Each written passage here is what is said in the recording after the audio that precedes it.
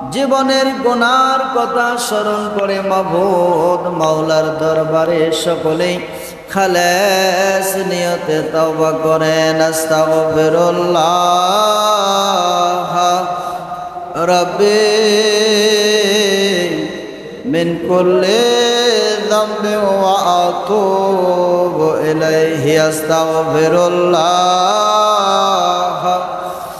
রাব্বি من كل ذنب وأتوب إليه। أستغفر الله ربي